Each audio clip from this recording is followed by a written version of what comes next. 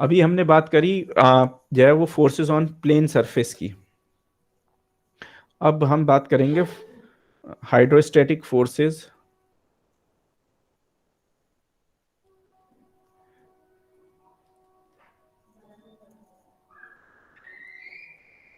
On curved surfaces.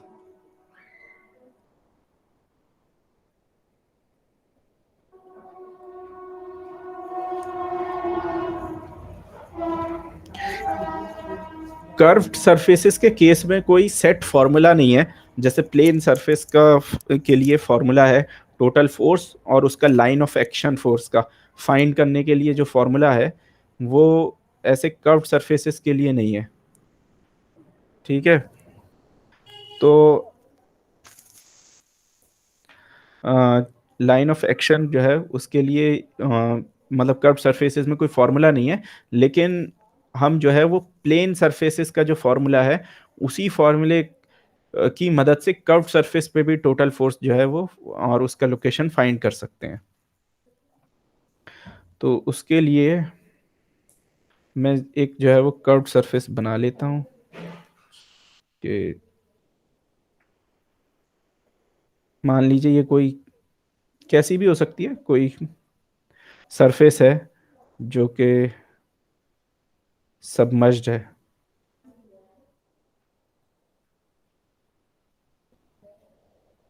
ठीक है। तो इसके ऊपर हम जो है वो उसको फोर्सेस को कैसे फाइंड करेंगे कि टोटल फोर्स जो है वो इस पे कितनी एक्ट हो रही है। तो उसको फाइंड करने के लिए हम क्या करते हैं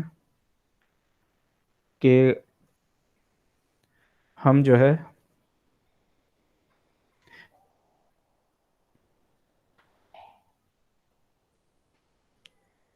जो हमारी सरफेस है उससे हम एक उसके ऊपर एक बॉक्स बना लेते हैं।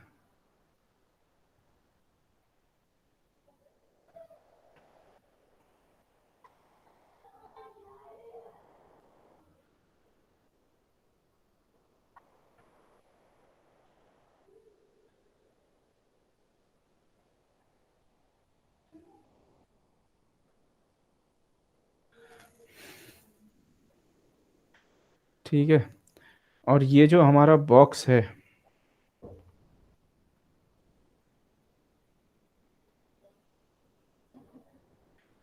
इस बॉक्स पे आ, इसकी जो है वो कितनी सरफेस है इस उन पे हम अलग अलग ये जो बॉक्स बना इसके अंदर कुछ वाटर है। ठीक है। अब हम क्या करेंगे कि हम इसी बॉक्स के जो है वो एक फ्री बॉडी डायग्राम बनाएंगे। तो उसमें हम एक फ्री बॉडी डायग्राम बनाएंगे जिसमें हम क्या करेंगे कि इसकी चारों तरफ जो फोर्सेस हैं इस बॉक्स पे उनको बैलेंस कर देंगे। जैसे ये हमारा बॉक्स बना,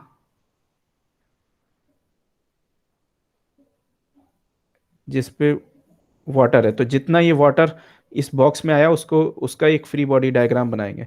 उसके ऊपर देखेंगे ऊपर से जो फोर्स है वो तो ऊपर से एटमॉस्फेरिक प्रेशर लग रहा है क्योंकि ये सरफेस के ऊपर है इसका टॉप। साइड में जो फोर्स लग रही है वो फोर्सेस प्लेन सरफेस पे लग रही हैं, है ना। प्लेन सरफेस पे जो फोर्स लग रही हैं उनको हम फाइंड कर सकते हैं। अभी हमने देखा कैसे ये वाली जो फोर्स है ये भी प्लेन सरफेस पे लग रही हैं, तो इनको भी हम फाइंड कर सकते हैं। और जो नीचे से जो फोर्स लग रही है वो फोर्स एक्चुअली में वाटर से नहीं, वो सरफेस से लग रही है। रिएक्शन में वाटर सरफेस पे लगा रहा है और रिएक्शन में उल्टा जो है वो सरफेस वाटर पे ये फोर्स लगा रही है। तो दोनों एक्शन रिएक्शन की वजह से दोनों सेम है। तो बेसिकली हमको जो फोर्स चाहिए सरफेस के ऊपर वो इस फोर्स के बराबर है जिस जो हमें पता नहीं, लेकिन हम पता कर सकते हैं जो है वो फोर्स बैलेंस लगा के इसके ऊपर।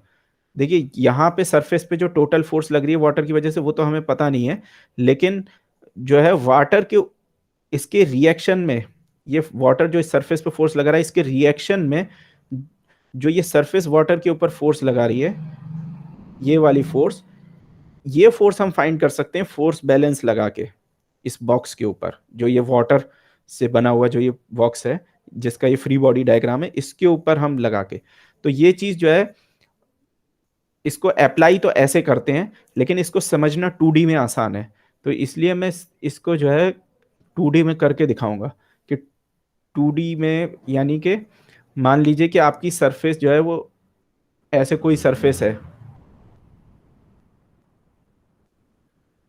जो कि एक सरफेस ऑफ एक्सट्रूजन है, यानी कि इनटू द प्लेन अगर आप देखो तो ये सेम ही कर्व है, इसको आप एक्सट्रूड कर दो।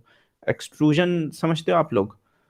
जैसे कैड में एक्सट्रूजन टूल होता है, या फिर मैन्युफैक्चरिंग में पड़ा होगा एक्सट्रूजन। तो एक्सट्रूजन का मतलब होता है कि आपने यही कर्व लेके इसको जो है वो परपेंडिकुलर, पेज के परपेंडिकुलर डायरेक्शन में जो है इसको एक्सटेंड कर दिया। तो अगर इसको मैं 3D में दिखाने की कोशिश करूं तो ये कुछ ऐसा दिखेगा आपको,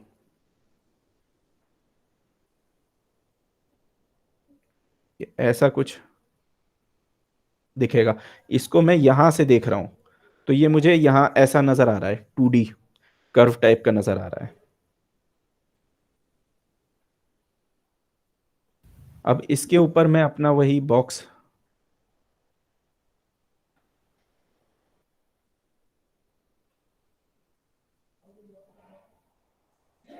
बना लेता हूं।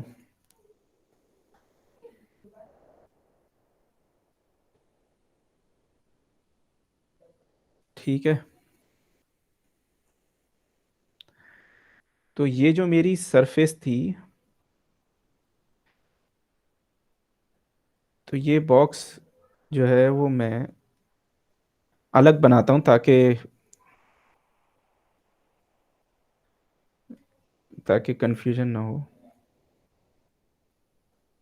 मैं यहाँ पे इसको डॉटेड से बना देता हूँ।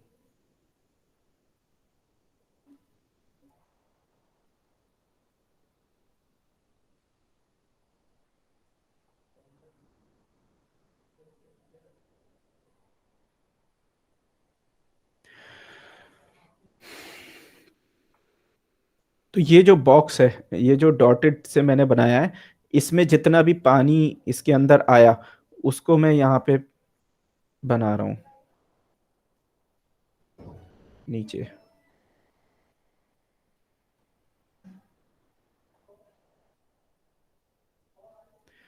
ठीक है, अब आप ये देखिए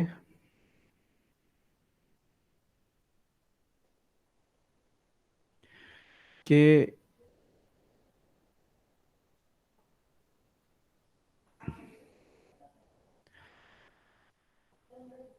ये जो वाटर है, ये इस सरफेस पे जो भी टोटल फोर्स लगा रहा होगा उसका जो है वो एक हॉरिजॉन्टल कंपोनेंट होगा,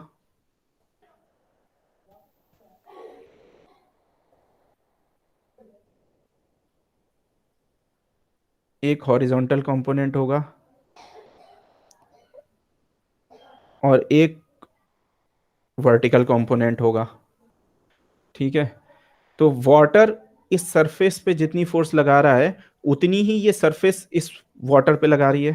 तो यहाँ पे मैंने जो बनाया ये वाटर है ना, वाटर भरा हुआ है। तो वाटर इसके ऊपर एफ वी फोर्स लगा रहा है अपोजिट डायरेक्शन, वाटर पे सरफेस एफ वी फोर्स लगा रही है अपोजिट डायरेक्शन में, और वाटर पे हॉरिजॉन्टल डायरेक्शन में एफ एच फोर्स लग रही है अपोजिट डायरेक्शन में फ्रॉम द सरफेस। अच्छा, अब ये जो हॉरिजॉन्टल फोर्स है, इस फोर्स को क्या चीज बैलेंस कर रही है? अगर आप इसका फ्री बॉडी डायग्राम बनाएं तो यहां पे जो प्रेशर आ रहा है, अगर मैं इसको F1 कह दूं, तो यही यही वाली फोर्स तो एफ एच को बराबर कर रही है। तो F H is equal to F1, कि ये जो वाटर पे यहां से जो प्रेशर आ रहा है, वो प्रेशर इस वाटर पे सरफेस से जो हॉरिजॉन्टल फोर्स लग रही है उसको बैलेंस कर रहा है।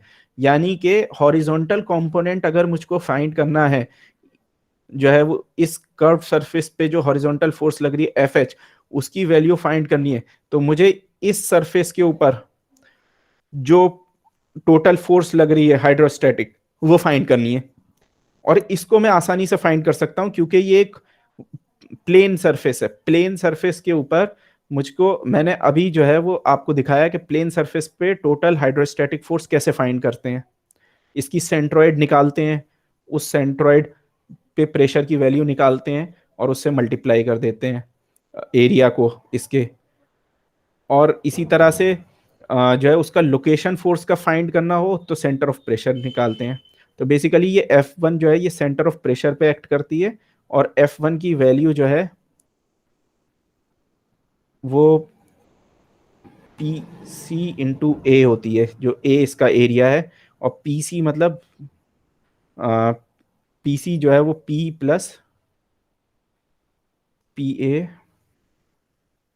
ए प्लस रो जी एच सी,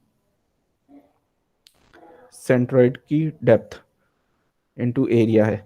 तो ये मुझे एफ हॉरिजॉन्टल फोर्स मिल गई इस सरफेस पे। अब बात है वर्टिकल फोर्स की। तो वर्टिकल फोर्स जो है वो, उसको क्या, वो क्या कहां से आ रही है, वर्टिकल फोर्स को क्या चीज बैलेंस कर रही है? FV। एफ वी जो है उसको क्या चीज बैलेंस कर रही है? एफ वी को बैलेंस कर रहा है इस वाटर का वेट। वेट।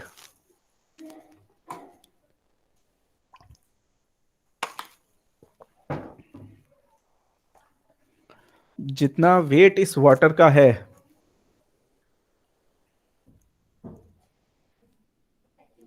वही तो जो है, जितना वेट इस वाटर का, जो वाटर का पूरा कॉलम है ये, इसका जितना वेट है वही तो एफ वी को बैलेंस कर रहा है।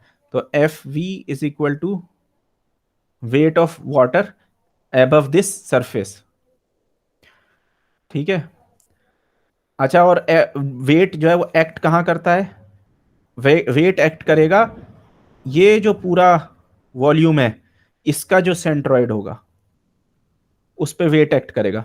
तो हमको एफ वी का लोकेशन भी पता चल गया। ये डब्ल्यू को, इसे एफ वी को बैलेंस करना है तो एफ वी भी यहां पे एक्ट करेगा। तो ये F1 FH की लाइन में और W FV W की लाइन में। एक बार हमको हॉरिजॉन्टल और वर्टिकल कंपोनेंट पता चल गए फोर्स के, और उनका लाइन ऑफ एक्शन भी पता चल गया, तो हमको टोटल फोर्स पता चल जाएगी। ठीक है। तो हमको ये पता चल गया कि इस सरफेस के ऊपर हमारा, ये तो वाटर के ऊपर था एफ ई और एफ एच, सरफेस के ऊपर तो ये ऊपर वाली फिगर में है, इसमें है, अपोजिट डायरेक्शन है। तो ये एक बार हमको पता चल गया कि ये एफ एच का लाइन ऑफ एक्शन है, और हमको पता चल गया ये जो है वो, ये एफ एच का लाइन ऑफ एक्शन है, ये एफ वी का लाइन ऑफ एक्शन है। तो अब हम इन दोनों को सम करके टोटल फोर्स निकाल लेंगे, एफ। और वो इन दोनों के लाइन ऑफ एक्शन का इंटरसेक्शन जो पॉइंट है,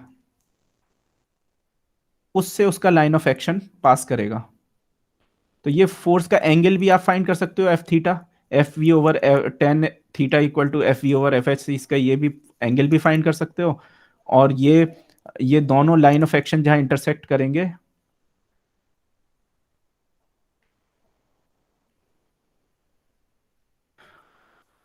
उस पॉइंट के थ्रू थीटा एंगल से जो है ये फोर्स, टोटल फोर्स एक्ट करेगी। तो हमने जो है वो सरफेस के ऊपर टोटल फोर्स फाइंड कर ली। और इसमें हमको बस दो चीजें निकालने की जरूरत पड़ी। एक तो जो ये प्लेन सरफेस है उस पे जो है वो टोटल हाइड्रोस्टैटिक फोर्स, और दूसरा जो है वो वाटर का वेट।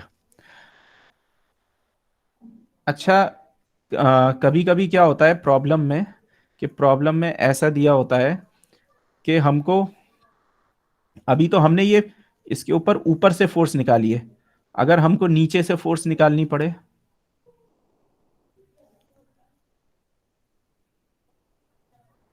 हमको जो है वो इसी सरफेस पे, मान लीजिए हाइट उतनी माइनस कर देते। अगर हम इसको जो है वो यहां से फोर्स निकालनी पड़े जी, तो वर्टिकल फोर्स तो वही रहेगी, एफ वी तो यही एफ वन के बराबर, एफ एच तो एफ वन के बराबर रहेगा, और ये वेट जो है बस इसका डायरेक्शन अपोजिट हो जाएगा, हमको वैल्यू यही चूज करनी है, जो ये है यही वेट जो है वो एक्ट करेगा,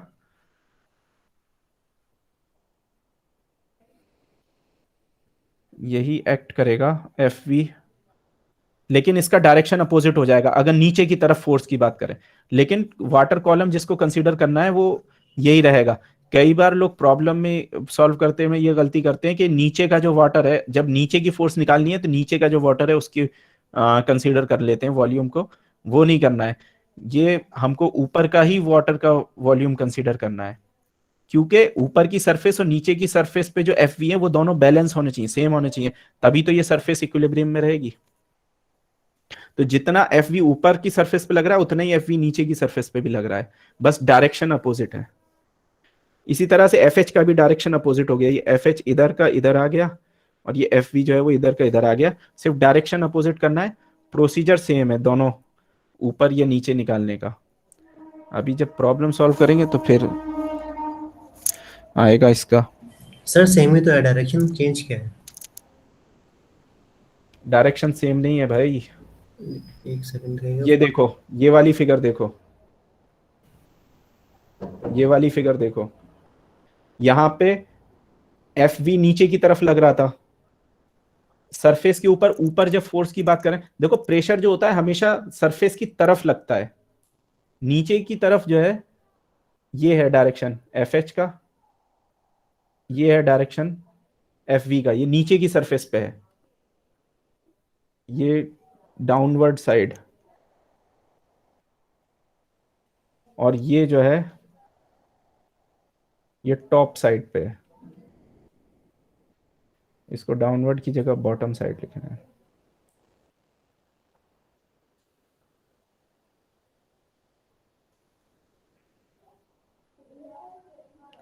समझ में आया कैसे डायरेक्शन अपोजिट हुआ?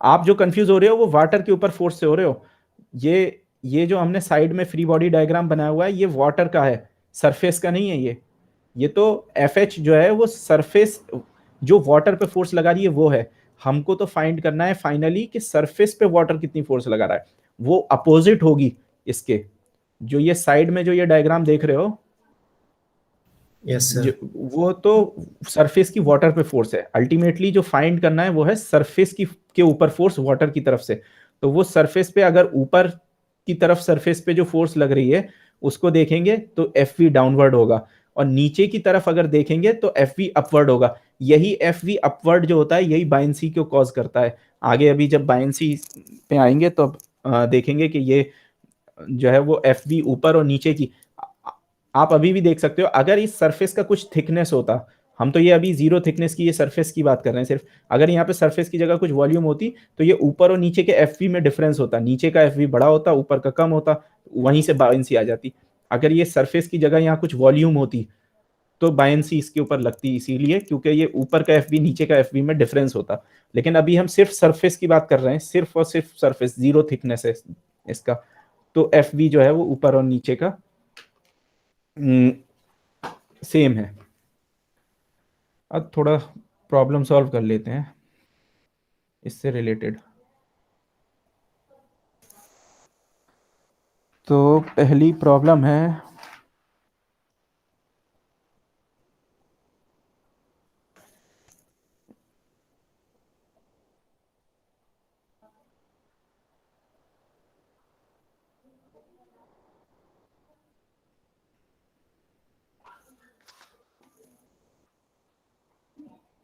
क्या फाइंड करना है, अच्छा ठीक है, ठीक है, अच्छा ये सब प्रॉब्लम्स जो हैं वो यही सब अभी तो मैं यूजुअल ये फॉक्स और वाइट की प्रॉब्लम मैंने ली है, तो मैं न्यूमेरिकल वैल्यूज नहीं बता रहा हूँ, मैं सिर्फ सॉल्व करके दिखा रहा हूँ। फाइनली जो वैल्यूज है आप पुट कर सकते हो, आप आंसर देख सकते हो। मैं सिर्फ प्रोसीजर बता रहा हूँ कैसे सॉल्व करना है। तो पहली प्रॉब्लम है, आपको दिया गया है, ओके,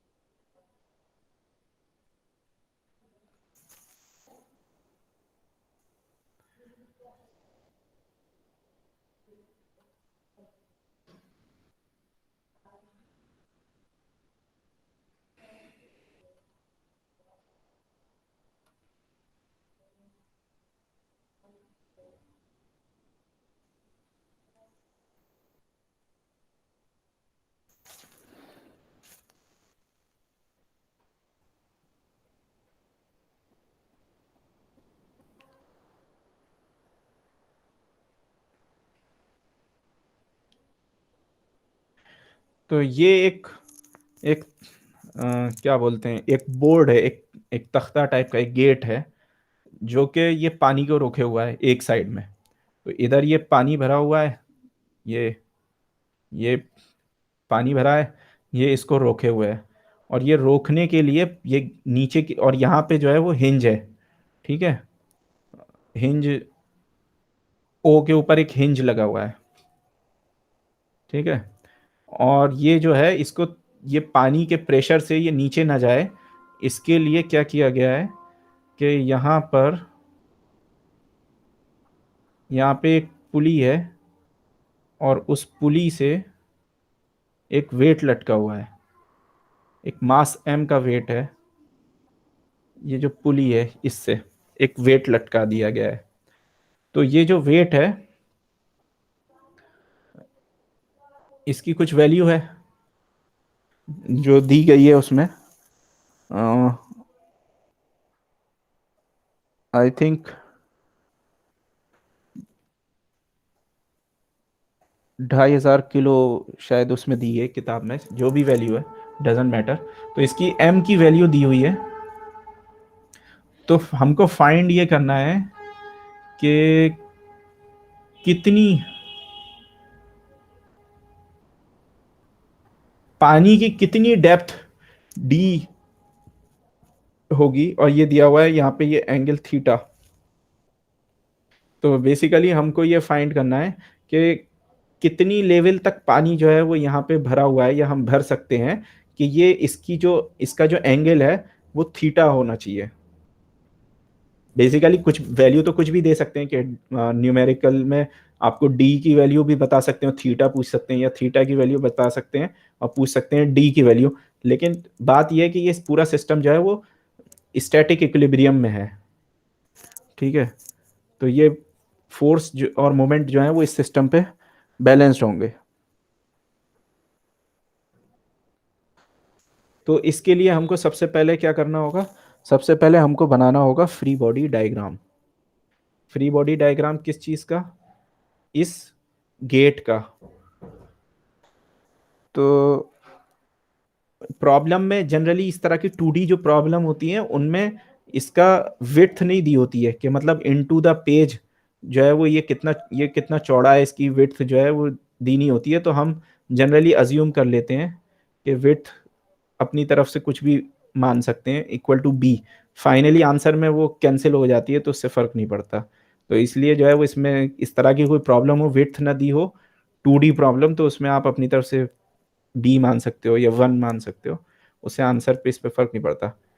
अगर बी मानोगे तो ये आसानी रहेगी कि फाइनली ये पता चल जाएगा कि वो बी की वैल्यू कैंसिल हुई कि नहीं, वो एक चेक हो जाएगा।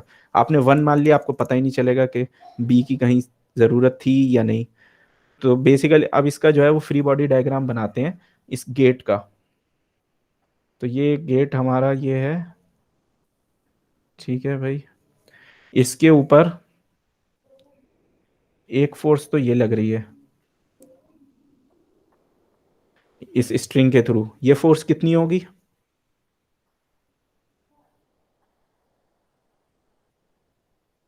सर सेम स्ट्रिंग है एम क्या? के बराबर। mg वेट लगेगा ना भाई, यस स्ट्रिंग जो सर। है वो स्ट्रिंग जो है वो सेम ही तो फोर्स ट्रांसफर करेगा यहाँ पे, तो mg फोर्स जो है वो यहाँ पे लग रही होगी। अगर स्ट्रिंग को यहाँ से काट दें तो और यहाँ पे फोर्स देखें कितनी है, तो वो mg फोर्स है बेसिकली, तो mg फोर्स यहाँ लग रही है। अब ये जो हिंज है इसके ऊपर कुछ रिएक्शन है, हिंज के ऊपर क्या क्या रिएक्शन होते हैं?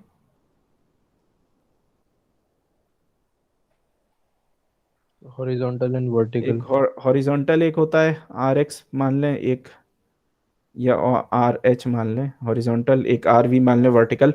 तो और मोमेंट, हिंज के ऊपर कोई मोमेंट होता है? No sir.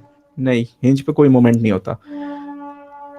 तो एक फोर्स तो हमें ये मिल गई mg, एक फोर्स हमें मिल गई जो है यहाँ पे मोमेंट्स की वो सॉरी रिएक्शन की हिंज पे, जो हमें वैल्यू पता नहीं है। और एक फोर्स जो है वो आएगी वाटर की वजह से। तो ये जो वाटर है ये सब जगह प्रेशर, वाटर की वजह से प्रेशर तो थ्रू आउट एक्ट कर रहा है। लेकिन अभी हमने पढ़ा कि हम जो है प्लेन सरफेस पे, ये एक प्लेन सरफेस है, तो हम एक प्लेन सरफेस पे एक फोर्स मोमेंट इक्विवेलेंट सिस्टम बना सकते हैं, यानी इन सारी फोर्सेस को एक पॉइंट पे कंबाइन कर सकते हैं और वो कंबाइन होके आएगी नॉर्मल ही। तो वो जो है ये टोटल फोर्स वाटर की वजह से आएगी एफ वी, वो सॉरी एफ डब्ल्यू, और ये जहां एक्ट करेगी उसी पॉइंट को कहते हैं सेंटर ऑफ प्रेशर, जहां पे ये वाटर की वजह से टोटल फोर्स एक्ट करेगी। ये तो सर हम अपनी तरफ से ले सकते हैं ना कहीं भी, FW का? नहीं नहीं, अपनी तरफ से नहीं ले सकते। अपनी तरफ से अगर लोगे तो यहाँ पे एक मोमेंट भी लगाना पड़ेगा। यही बात तुम्हें समझाने की कोशिश कर रहा हूं इतनी देर से, कि अगर सेंटर ऑफ प्रेशर पे एफ डब्ल्यू को एक्ट नहीं कराओगे तो फिर यहाँ पे एक मोमेंट को भी अकाउंट में लेना पड़ेगा। Okay sir. लेकिन अगर अगर तुम ये चाहते हो कि तुम्हारी प्रॉब्लम में मोमेंट ना आए वाटर की वजह से, तो उसके लिए तुमको अपनी फोर्स को सीपी के थ्रू एक्ट कराना होगा। सीपी वो पॉइंट है जहां पे वाटर की टोटल फोर्स को अगर एक्ट कराएं तो किसी मोमेंट की जरूरत ही नहीं पड़ती। ये ऐसा फोर्स मोमेंट इक्विवेलेंट सिस्टम है। अपना मैकेनिक्स का थोड़ा रिवाइज करो फर्स्ट यूनिट का, जिसमें रेंच सिस्टम पढ़ाया गया था। रेंच सिस्टम में क्या होता था कि उसमें कुछ स्पेशल केसेस ऐसे होते थे जिसमें रेंच नहीं बल्कि फोर्स से मोमेंट बिल्कुल गायब ही हो जाता था। एक पॉइंट पे हम फोर्स लगाते थे और मोमेंट की जरूरत ही नहीं होती थी कहीं पे। तो ये ऐसा ही है कि यहाँ पे वो सीपी वो पॉइंट है जहां पे मोमेंट की जरूरत ही नहीं है लगाने की। फोर्स जो है वो अपना उसका लोकेशन ऐसा है कि जितना मोमेंट वाटर जनरेट कर रहा है वो फोर्स वो ऑटोमेटिकली आ जा रहा है। सीपी ऐसा लोकेशन है। तो इसलिए फोर्स को एफ डब्ल्यू को अगर सीपी पे एक्ट कराएंगे तो यहाँ पे वाटर का कोई मूवमेंट नहीं आएगा, इसलिए हम जनरली सीपी को प्रेफर करते हैं। और एफ डब्ल्यू की जो वैल्यू है वो हम फाइंड कर सकते हैं। तो भाई एफ डब्ल्यू की वैल्यू क्या होगी?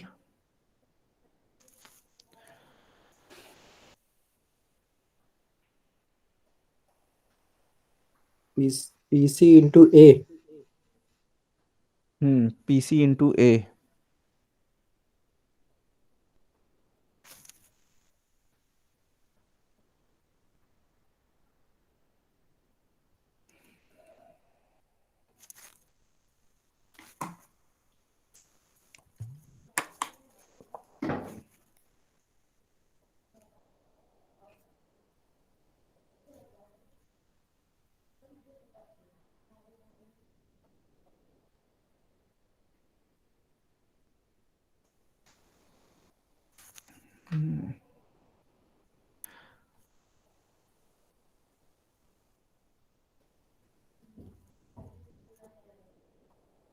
अच्छा, एक चीज और नोटिस करने की है कि यहां पर एटमॉस्फेरिक प्रेशर है, ठीक है। अब वो जो एटमॉस्फेरिक प्रेशर है वो यहाँ पे हर एक वैल्यू पे ऐड होगा। यहाँ पे जैसे रोजी, मतलब किसी भी पॉइंट को ले लो तो उसकी हाइट अगर h है तो रोजी h प्लस पी ए आएगा, है ना। यहाँ पे अगर किसी भी पॉइंट पे फोर्स ले लें तो वो जो है वो डेप्थ रोजी h प्लस पी ए। लेकिन एटमॉस्फेरिक प्रेशर यहाँ भी एक्ट कर रहा है पी ए, तो पी ए यहाँ भी एक्ट कर रहा है, तो ये जो पी ए है दोनों साइड का ये कैंसिल कर देगा आपस में, ठीक है। तो इस सरफेस पे वाटर की वजह से तो फोर्स जो है वो पी सी इंटू ए ही लग रही है, और पी सी जो है वो रोजी है, आपका पीसी हो जाएगा। पीसी को निकालने के लिए हमको ये जितनी भी वेटेड, जितनी सरफेस पे वाटर एक्ट कर रहा है उसका सेंट्रोइड निकालना पड़ेगा। तो सेंट्रोइड कहाँ पे आएगा, आधे में, क्योंकि ये रेक्टेंगल है, सिंपल है, बीच में आता है, तो ये d/2 हाइट हो गई इसकी सेंट्रोइड की। तो ये पीसी हो जाएगा P A plus rho G d/2, ठीक है। लेकिन सेम ही फोर्स, मतलब पी ए यहां भी एक्ट कर रहा है, पी ए इधर भी एक्ट कर रहा है, इधर भी एक्ट कर रहा है, तो पी ए सब तरफ एक्ट कर रहा है, तो इसलिए पी ए आपस में कैंसिल हो जाएगा। तो टोटल फोर्स जो है F W minus F atmospheric, यानी कि ये एटमॉस्फेरिक प्रेशर या ये वाली साइड की जो फोर्स है उसको अगर सब्ट्रैक्ट कर दें तो ये हो जाएगा हमारा पी ए कैंसिल हो जाएगा, ये हो जाएगा सिर्फ रो जी d/2 इंटू एरिया।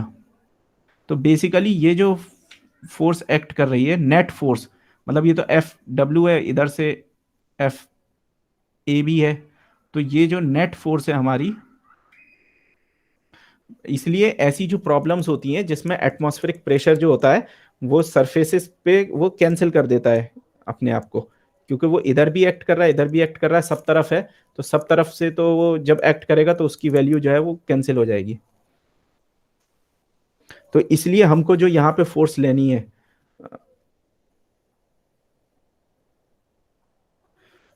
वो जो है सिंपली रो जी d/2 हो जाएगी, रो G d/2 into area. Area कितना लेंगे, एरिया उतना लेंगे जितना के वाटर जो है, जितने एरिया पे वाटर एक्ट कर रहा है, वाटर कितने एरिया पे एक्ट कर रहा है,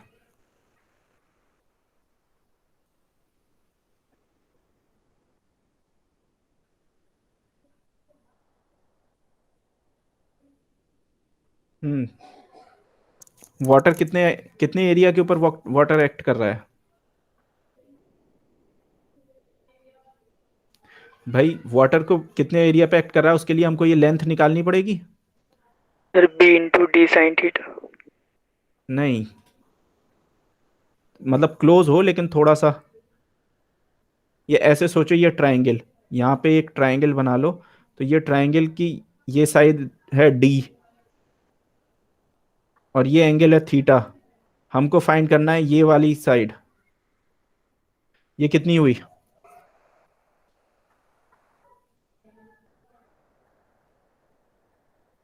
d/sin थीटा। Yes sir. तो ये d/sin थीटा और इनटू इसकी जो विड्थ है जो b मानी हुई है, तो ये बेसिकली जो एरिया हो गया वो हो गया हमारा d/sin थीटा इंटू बी। तो टोटल फोर्स जो एक्ट कर रही है सीपी पे वो हो गई rho G d/2 into d/sin theta into B. तो ये तो हमको टोटल फोर्स पता चल गई, अभी हमको ये फोर्स एक्ट कहाँ कर रही है ये भी पता करना है, यानी सीपी को पता करना है। तो सीपी को पता करने का फॉर्मूला है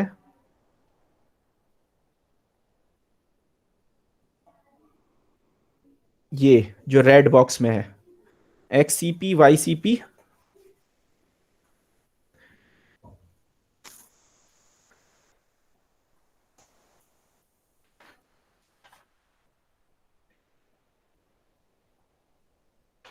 और ये आपका P over P C A. तो बेसिकली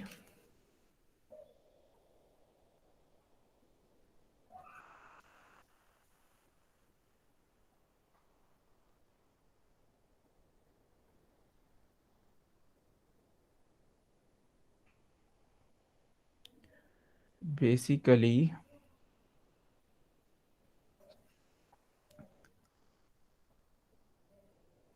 अरे क्या हो जा रहा है इसमें?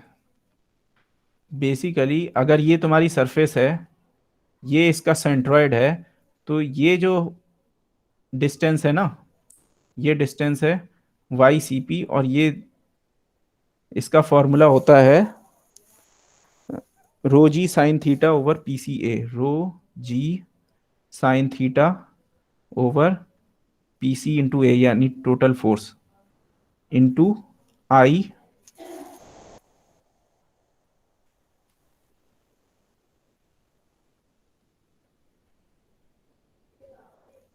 Y Y. एक सेकेंड,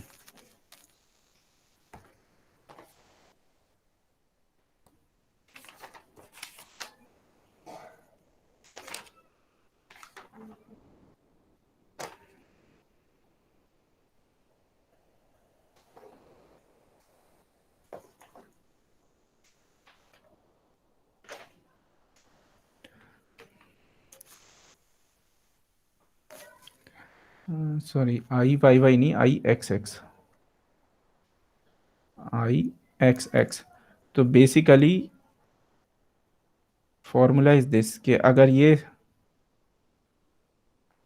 तुम्हारी सेंट्रॉइड है, ये तुम्हारा एक्स एक्सिस है, ये तुम्हारा वाई एक्सिस है, तो ये सेंटर ऑफ प्रेशर के कोऑर्डिनेट जो हैं वो X C P Y C P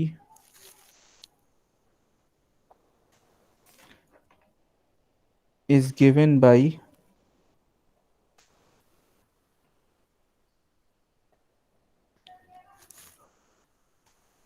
my rho g sin theta over pc into a minus X Y plus X X, ये है। तो यानी सेंट्रॉइड से जो डिस्टेंस है वाई सी पी का, सेंट्रॉइड से जो सी पी का डिस्टेंस है, ये वाला डिस्टेंस, ये इस फॉर्मूले से निकलेगा। तो अब निकाल लेते हैं रो जी। अच्छा, साइन थीटा क्या है? ये वाला ही एंगल है जो यहाँ पे थीटा के बराबर है, जिस एंगल से ये जो एंगल ये प्लेन बना रहा है वाटर की सरफेस से। तो rho G sine theta over P C into A, P C into A अभी हमने निकाला, एफ जो होता है वो हो जाएगा rho G D over two into D over sine theta into B,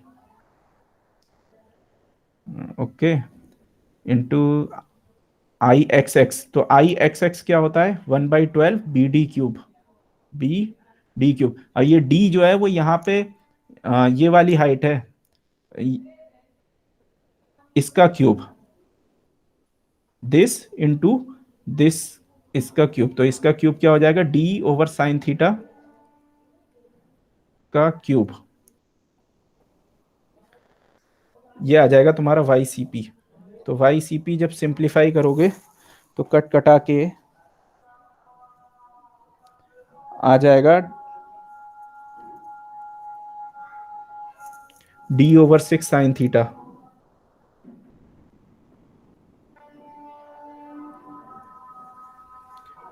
ठीक है, तो तुम्हारा ये जो डिस्टेंस है, ये वाई सी पी, ये आ गया D over 6 sine theta. Sorry, ये डिस्टेंस नहीं है, ये प्लेन में, ये तुम्हारा अगर सी पी है तो ये सेंट्रॉइड से सी पी का जो डिस्टेंस है वाई सी पी, ये तुम्हारा आ गया D over 6 sine theta. Page भर जाता है।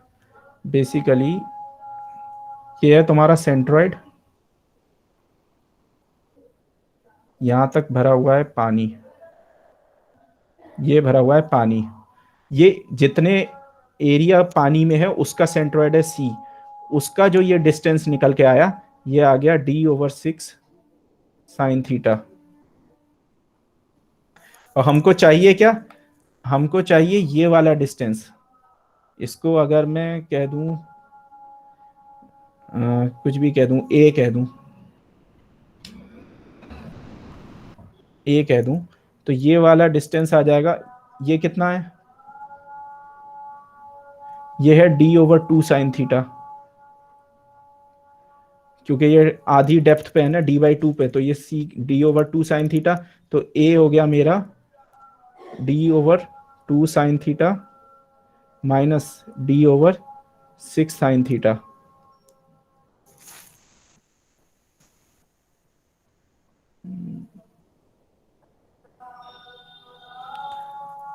तो ये हो गया d/3 sin थीटा। अब वापस अपने उस पे चले जाते हैं, फ्री बॉडी डायग्राम पे।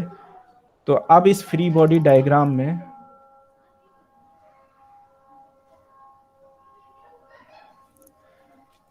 सारी चीजें नोन है।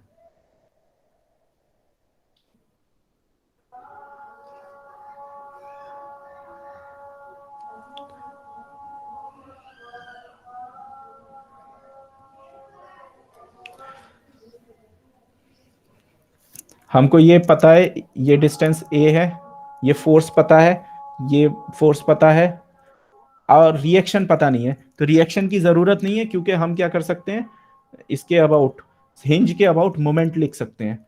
तो moment about this point, if this is o, तो मोमेंट अबाउट o अगर अब हम लिखें, तो हिंज का तो मोमेंट, रिएक्शन का तो मोमेंट 0 हो जाएगा। ठीक है, अब जो है वो इस वाली फोर्स का, जो जो वाटर की वजह से जो टोटल फोर्स आ रही है, उसका मोमेंट हो जाएगा F/a, क्योंकि ये नॉर्मल एक्ट करेगी, और a डिस्टेंस अभी हमने निकाला, ये है d/3 sin theta minus mg into, ये टोटल लेंथ इसकी जो है वो दी हुई है l, माइनस mg/l। तो ये हमारा हो जाएगा, f कितना था, रो g d/2, a था हमारा रो G d/2 into d/sin theta into b, और a आया था, स्मॉल a निकल के आया था d/3 sin theta is equal to, ये इक्वल टू हो जाएगा 0 के, तो ये हो जाएगा mg/l। अच्छा, इस प्रॉब्लम में b की वैल्यू भी कुछ दी हुई है, क्योंकि यहाँ पे b कैंसिल नहीं हो रहा, तो b की वैल्यू भी इसमें कुछ वैल्यू दी है किताब में। तो फाइनली जब इसको देखोगे, अच्छा जी, तो ये कुछ d की वैल्यू कुछ निकल के आती है 2.66 मीटर, वो जो भी है। तो अगर प्रॉब्लम में कहीं कंफ्यूजन हो तो भाई पूछ लो, इस तरह की प्रॉब्लम बहुत आती हैं।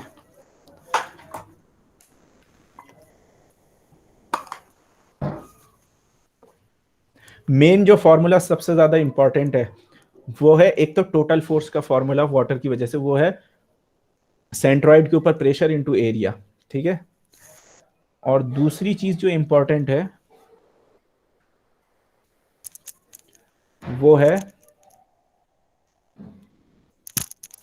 सेंटर ऑफ प्रेशर का लोकेशन, जो कि rho G sine theta over P C into A into I X X से पता चलता है। और आई एक्स एक्स जो है वो सेकेंड मोमेंट ऑफ इनर्शिया है।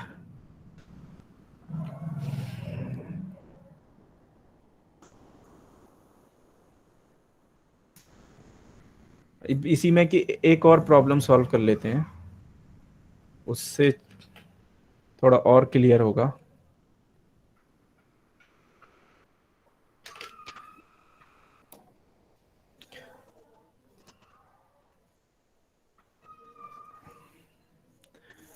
तो इसमें क्या दिया हुआ है, इसमें दिया हुआ है कि एक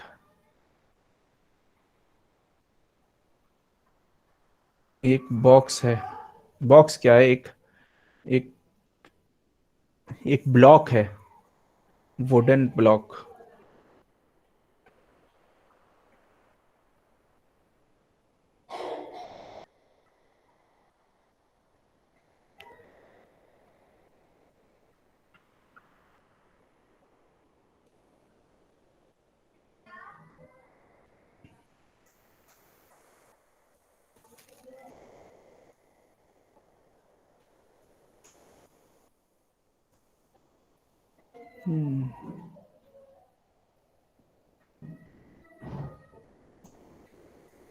और ये कुछ हाइट तक जो है वो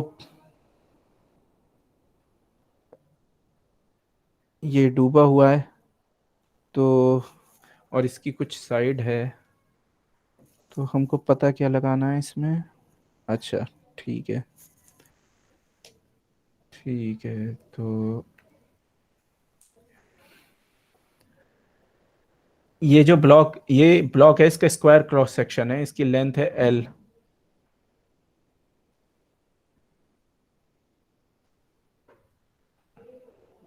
इसकी लेंथ है L, और ये D हाइट तक जो है ये ब्लॉक डूबा हुआ है, ठीक है। तो हमको पता लगाना है इस ब्लॉक की स्पेसिफिक ग्रेविटी, और ये यहाँ पे हिंज्ड है, इसको O पॉइंट बोल लो। तो हमको इस ब्लॉक की स्पेसिफिक ग्रेविटी जो है वो पता लगानी है। स्पेसिफिक ग्रेविटी क्या होता है? रेशियो ऑफ स्पेसिफिक ग्रेविटी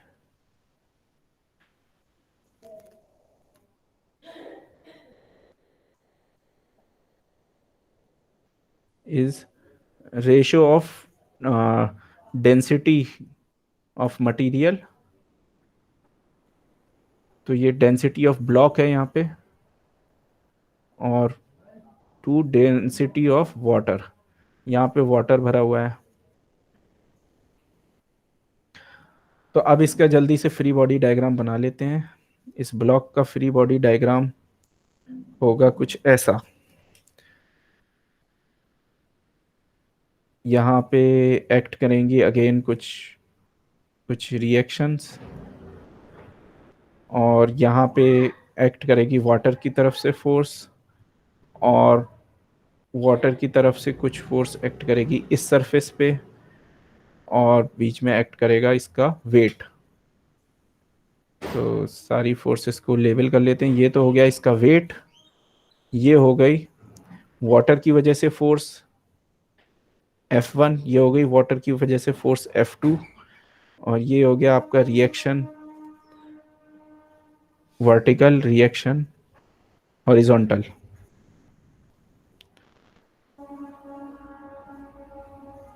अब हमको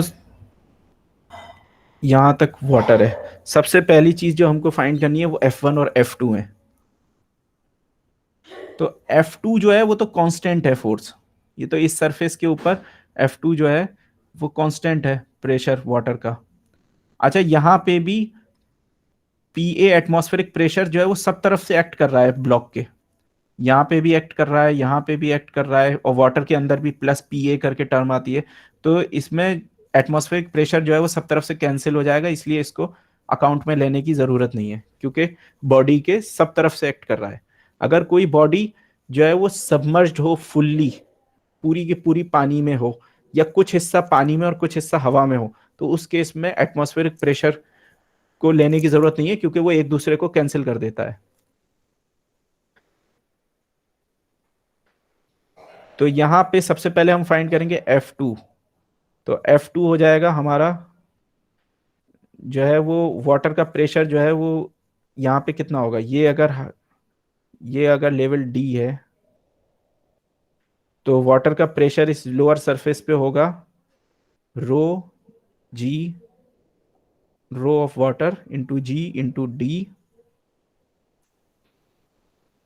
ये हो गया प्रेशर, और ये पूरा का पूरा सेम प्रेशर एक्ट कर रहा है जो है वो कितने एरिया पे, L इंटू B। ये साइड L है और इसकी डेप्थ B है, तो L इंटू B, ये हो गया F2। सिर्फ वेट के इक्वल नहीं होगा सर ये F2? नहीं, वेट के इक्वल नहीं होगा। वेट के इक्वल इसलिए नहीं होगा क्योंकि F2 सिर्फ वेट को F2 नहीं बैलेंस कर रहा, RV भी तो बैलेंस कर रहा है। यस, ठीक। अगर RV 0 होगा तब वेट के इक्वल होगा, लेकिन RV 0 नहीं है, हिंज पे कुछ रिएक्शन है। ठीक है, तो ये F2 हमको मिल गया। अच्छा, F2 एक्ट कहां करेगा? वो बहुत आसान है क्योंकि ये यूनिफॉर्म प्रेशर है ना, तो बीच में ही एक्ट करेगा। वैसे तुम वो formula Y C P X C P के फॉर्मूले से भी निकाल सकते हो।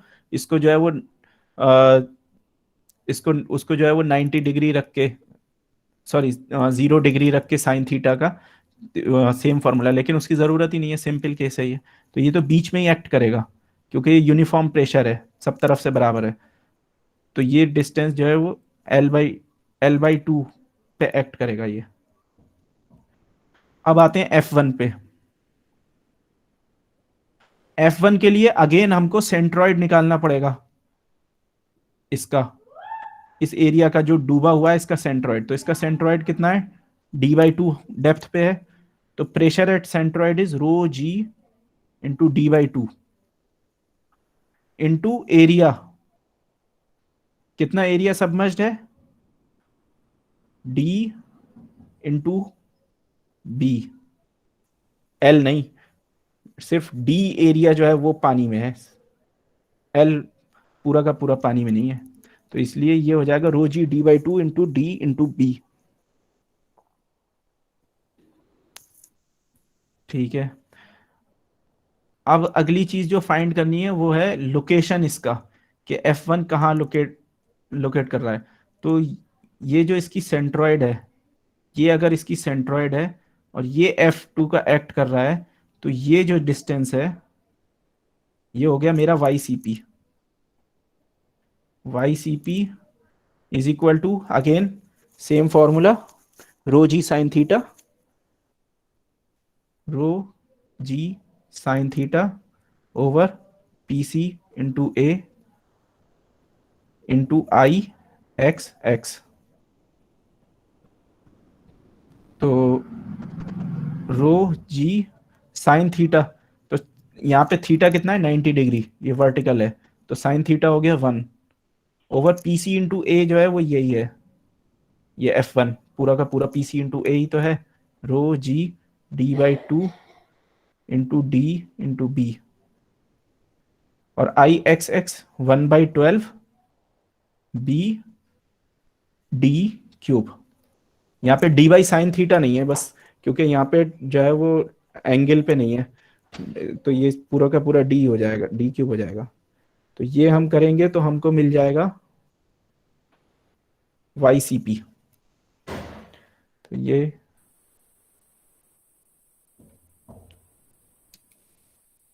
हमको मिल गया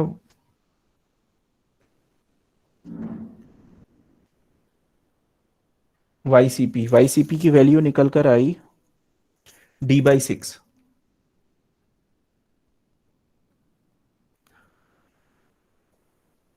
d/6 जो है वो YCP की वैल्यू निकल कर आई, लेकिन हमको क्या चाहिए, हमको चाहिए, हमको क्योंकि मोमेंट लेना है, और मोमेंट हम लेंगे O के अबाउट, ये जो पॉइंट है O के अबाउट हम मोमेंट लेंगे, ताकि ये जो रिएक्शंस हैं इनका मोमेंट ना आए और हमको रिएक्शन फाइंड ना करने पड़े। तो जब हम O के अबाउट मोमेंट लेंगे तो हमको ये वाली हाइट की जरूरत पड़ेगी, A डिस्टेंस अगर मैं इसको बोलूं, तो A इज बेसिकली ये d/2 माइनस d/6।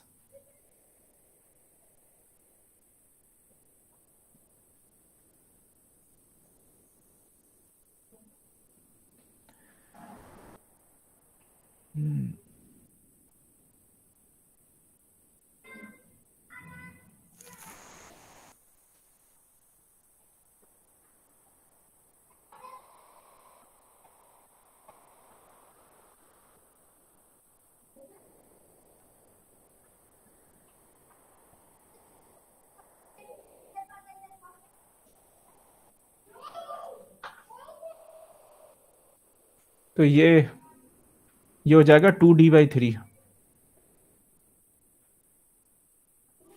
अब ये 2d/3 लेकर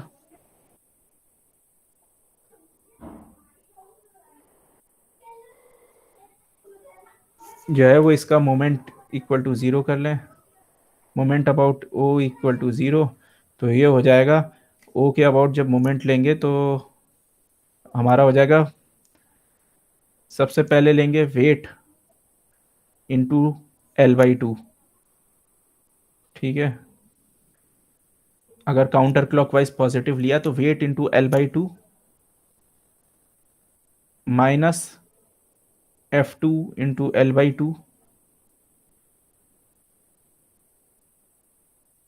और minus F1 into A is equal to 0। अच्छा, W जो है उसको हम लिख सकते हैं, वेट कितना होगा, density into volume, density of block into volume of the block. तो वॉल्यूम कितनी है इसकी, L² into B into gravity. तो ये तो हो जाएगा, ये W का फॉर्मूला हो जाएगा। इसको W के फॉर्मूले को रख देंगे, F1 में F1 की वैल्यू, F2 में F2 की वैल्यू, ये सारी वैल्यू जब रख देंगे तो हमको मिल जाएगा आपके, इसकी वैल्यू मिल जाएगी हमको जो है फाइनली फाइंड क्या करना है, फाइंड करना है रो W, सॉरी रो B ओवर रो W। ये हम इसको सॉल्व करेंगे तो रो B ओवर रो W आ जाएगा, वो निकल कर आएगा फिर वो D over L plus twice D³ over 3L³, ये निकल के आएगा। वैल्यूज किताब में कुछ दी हुई हैं तो वो 0.542 आंसर आता है निकल के।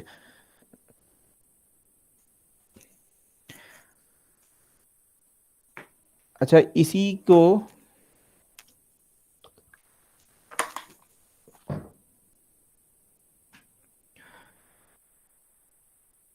को हम जो है वो कर सकते हैं सिमिलर प्रॉब्लम कर्व सरफेस के लिए।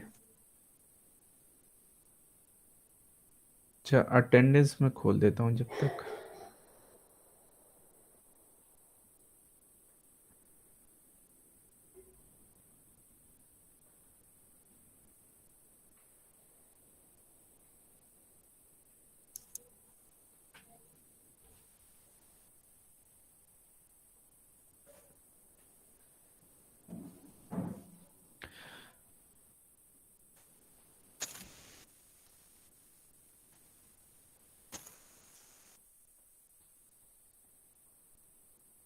अटेंडेंस मैंने खोल दी है, आप लोग लगा लीजिए या क्लास के बाद में लगा लीजिएगा, क्लास के बाद भी थोड़ी देर तक ऑन रहेगा।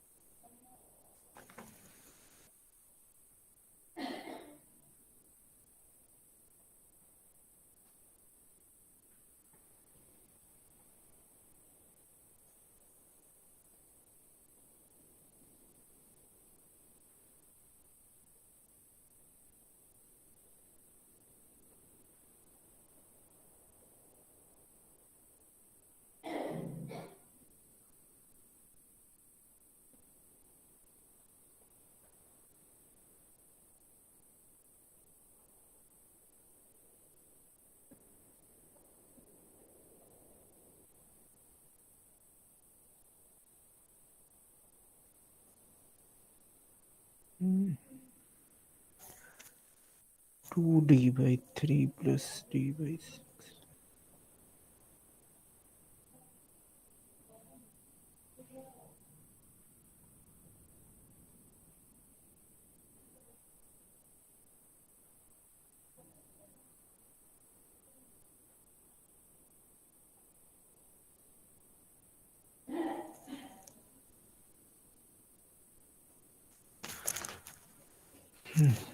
हाँ, तो मैं ये कह रहा था कि इसको कर्व सरफेस के लिए इसी सेम प्रॉब्लम को मॉडिफाई करके कर्व सरफेस के लिए करते हैं। तो इसको करेंगे क्या करेंगे कि ये जो हमारा ब्लॉक था, इसको इसी को कॉपी कर लेता हूँ मैं, इसको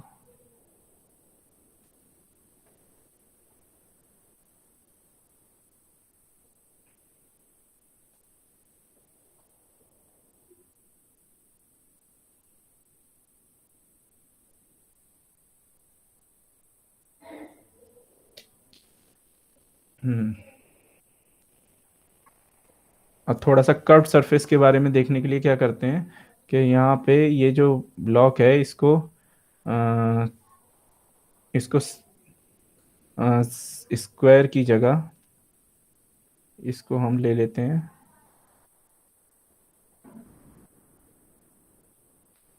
इसको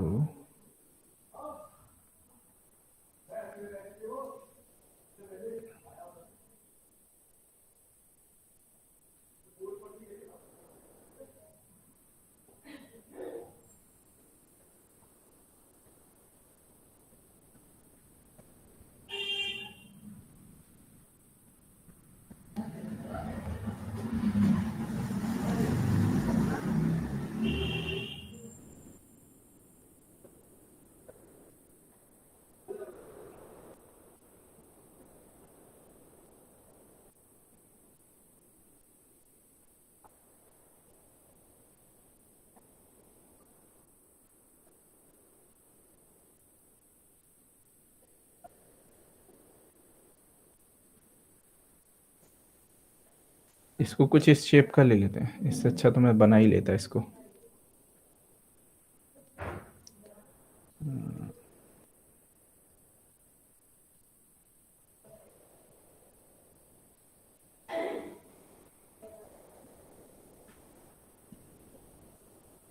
बेसिकली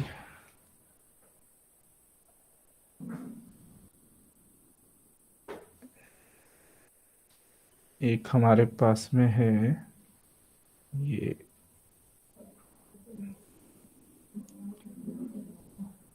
और फिर है लाइन,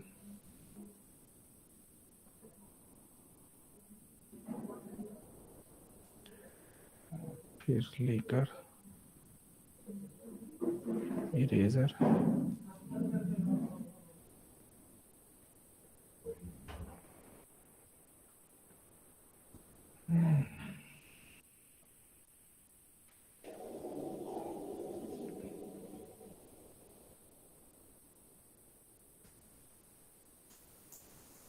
आसानी के लिए ये मान लेते हैं, थोड़ा सा कैलकुलेशन की आसानी के लिए, कि इसका जो वाटर की हाइट है उसको पूरा ले लेते हैं इसको।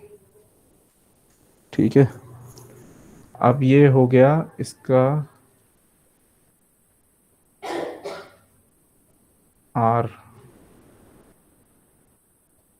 आर रेडियस हो गया। तो ये एक क्वार्टर सर्किल टाइप का ये ब्लॉक है, एक ब्लॉक है जिसका क्वार्टर सर्किल जो है वो इसका शेप है। तो अब जो है वो हमको इस केस में क्या करना होगा कि इस केस में हमको इसके ऊपर फोर्सेस लगानी है। तो एक तो वेट की फोर्स हम फाइंड कर लेंगे, इसका area into depth into density करके जो है वो हमें मास मिल जाएगा, उससे वेट निकल आएगा। और दूसरा हमको एक इस साइड की फोर्स और एक हॉरिजॉन्टल और एक वर्टिकल फोर्स फाइंड करनी है। ठीक है, तो हॉरिजॉन्टल जो फोर्स है वो तो फाइंड करने के लिए हमको ये वाला एरिया कंसिडर करना पड़ेगा। ये वाला जो हमारा एरिया है उसके ऊपर जितनी फोर्स एक्ट कर रही होगी वो हमारी हॉरिजॉन्टल फोर्स होगी। और ये वर्टिकल फोर्स हमको फाइंड करनी है, उसके लिए हम क्या करेंगे कि ये वाली जो सरफेस है हम इसको इस पे ही तो फोर्स फाइंड करनी है, जो हमारी ये वाली जो सरफेस है इसके ऊपर फोर्स फाइंड करनी है। तो ये वाली सरफेस वाटर लेवल से अगर मैच कराएं और ये कंसीडर करें कि यहाँ पे वाटर है, तो जितना वाटर का मास इस एरिया में आएगा वही जो है वो अपवर्ड फोर्स होगी, क्योंकि ये यही तो बायंसी की फोर्स है। एक्चुअली में इसके ऊपर जो है वो बायंसी की फोर्स लग रही है क्योंकि इसने इतने वाटर को डिस्प्लेस किया हुआ है। इसकी जगह अगर हमारी बॉडी कुछ इस तरह से होती, ऐसे करके होती, इस सेम कलर में बनाता इस तरह से होती, तो हम जो है वो तब भी हम जो है ये ऊपर वाली वाटर की फोर्स कंसीडर करते और ये नीचे की तरफ एक्ट कर रहा होता। तो ये वाटर का वेट होता है नीचे की तरफ। कौन सा वाटर? जो सरफेस से ऊपर है। तो यहाँ पे भी जो सरफेस से ऊपर है, शुरू में मैंने बताया था जो सरफेस के ऊपर ऊपर का वाटर है उसको कंसिडर करना है। तो उसमें वाटर जरूरी नहीं है कि वाटर वहां पे हो ही, हमको जो है वो ये देखना है कि वाटर की जो लेवल है उससे इसको मैच कराना है कि वाटर की लेवल और इस सरफेस के बीच में कितना वाटर आया, उसको हमें जो है वो मैच कराना है। तो इसको जब हम बैलेंस करेंगे तो यहाँ पे एफ वी जो है वो हमारा निकल के आएगा water displaced by this block, और यहाँ पे जो हमारा एफ एच है वो इस प्लेन के ऊपर जो हमारी फोर्स है वो कितनी एक्ट हो रही है उसके बराबर निकल के आएगा।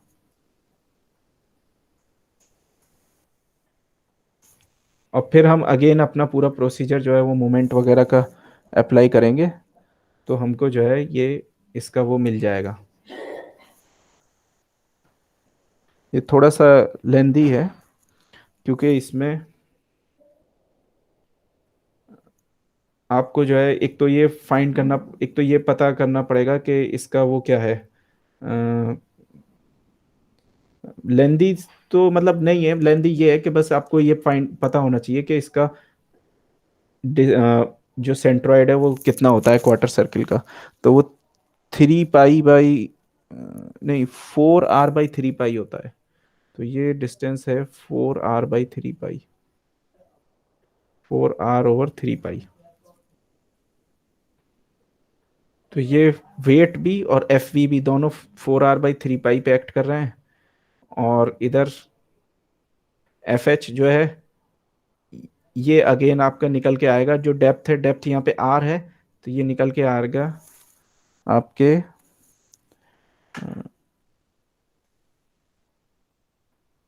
2r/3।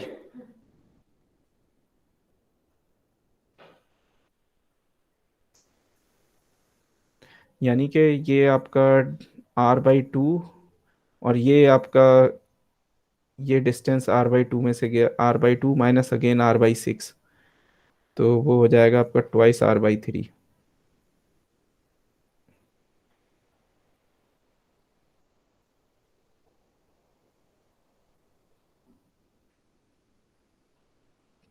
थ्री बाई सिक्स, 2/6 नहीं सॉरी, नॉट 2r/3, ये r/3 होगा।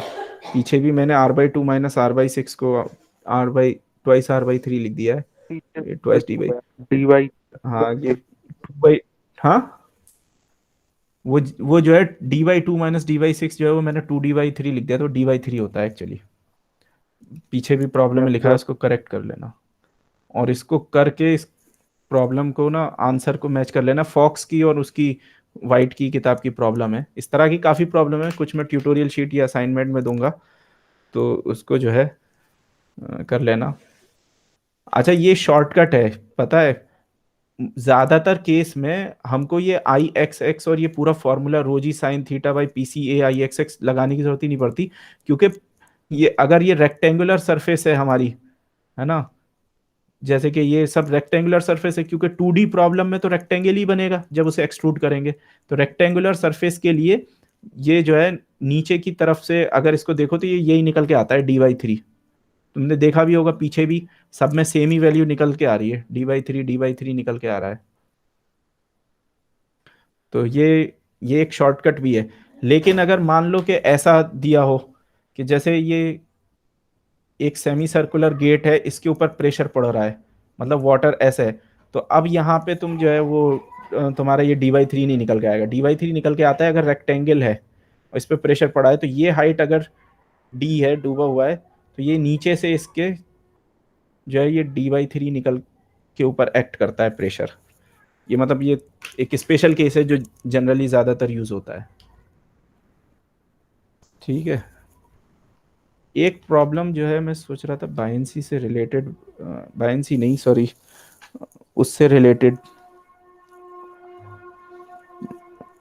है तुम्हारे जो rigid body motion of fluid वाला है, उससे रिलेटेड एक प्रॉब्लम है, छोटी सी है, 5 मिनट में ख़त्म हो जाएगी, उसको भी देख लेते हैं, इस टॉपिक प्रॉब्लम्स को और इसको टॉपिक को क्लोज करते हैं।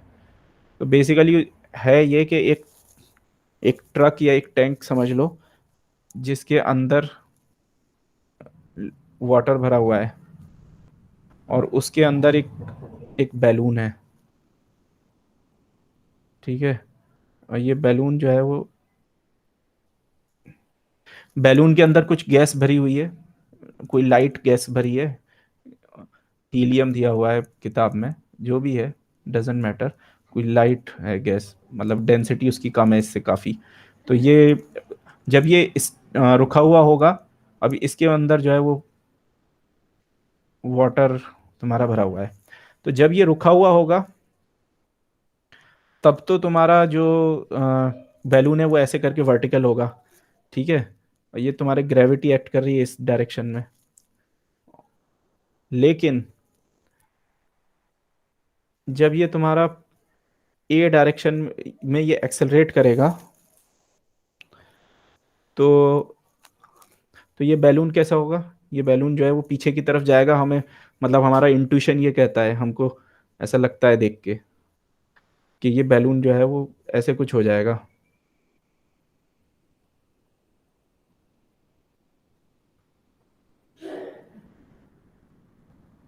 और जो ये इसका स्ट्रिंग है ये ऐसे हो जाएगा। तो बेसिकली फाइंड ये करना है कि ये एंगल कितना है,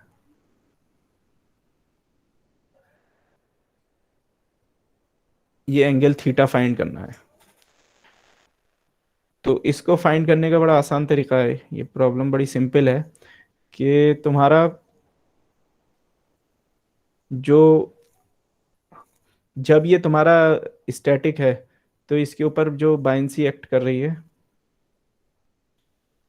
वो होती थी तुम्हारी जो इसकी वॉल्यूम है, अगर इसको मैं वी क्रॉस बोल दूं इसकी बैलून की वॉल्यूम, तो वॉल्यूम, तो इसका जो बायंसी है, और अगर इसकी वाटर की डेंसिटी रो डब्ल्यू बोल दूं, तो रो डब्ल्यू इंटू वॉल्यूम इंटू जी, ये तुम्हारी जो है वो बायंसी की फोर्स एक्ट कर रही है, और नीचे ये टेंशन है जो इसको बैलेंस कर रहा है।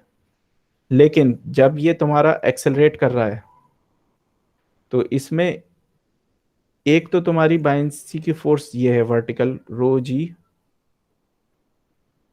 रो डब्ल्यू वी इंटू जी, लेकिन जब ये एक्सेलरेट इस डायरेक्शन में करेगा तो हमने ये पढ़ा था कि gradient of P is equal to G minus A, यानी कि एक फोर्स जो है वो ए के अपोजिट डायरेक्शन में भी आती थी। जैसे जब ये एक्सेलरेट कर रहा है तो जब ग्रेविटी का डायरेक्शन में एक तो फोर्स है जिसकी वजह से प्रेशर का ग्रेडियंट क्रिएट हो रहा है, और दूसरी जो फोर्स है वो एक्सेलरेशन के अपोजिट डायरेक्शन में है जो कि इनर्शियल या सूडो फोर्स है। तो वो वाली जो फोर्स होगी, अगर ये एक्सेलरेट एक्सेलरेट इधर कर रहा है तो वो वाली फोर्स जो है इस डायरेक्शन में एक्ट करेगी।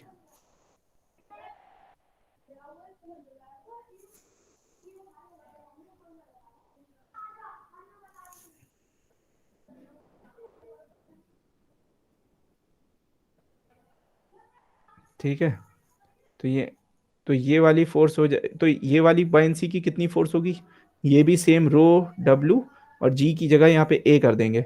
अब यहाँ पे है टेंशन टी जो इनको बैलेंस कर रहा है, दोनों फोर्सेस को। अच्छा, एक चीज जो ध्यान रखने वाली है वो ये है कि ये जो टेंशन है ये फोर्स हमेशा इसके सेंटर से पास करेगी, क्योंकि अगर मान लो कि टेंशन जो है सेंटर से पास ना करके ऐसे पास करे, मतलब ये है, अगर ये टेंशन ऐसे हो, यानी कि एक इसका कंपोनेंट टेंशन का सेंटर की तरफ और एक कंपोनेंट इधर की तरफ, तो ये जो कंपोनेंट है ये इसको बैलून को घुमाएगा, ये टेंजेंशियल है। लेकिन ये क्योंकि स्टैटिक है तो बैलून क्योंकि घूम नहीं सक रहा, तो इसका मतलब है कि ये टेंशन जो है वो सेंटर से पास करेगा। तो अब इन दोनों फोर्सेस का जो है वो बैलेंस टेंशन के साथ में निकाल लो, रो डब्ल्यू ये जी, ये रो डब्ल्यू ए, तो तुम्हारा जो ये वाला एंगल है ये थीटा है, तो ये tan theta is equal to a over g आ जाएगा। ठीक है भाई। तो इसी के साथ ही हम लोग का ये वाला जो पोर्शन अब तक कवर हुआ था उसका प्रॉब्लम्स का पार्ट हो गया। अब बायंसी और स्टेबिलिटी और फिर डायमेंशनल एनालिसिस का पार्ट रह जाता है इस यूनिट में।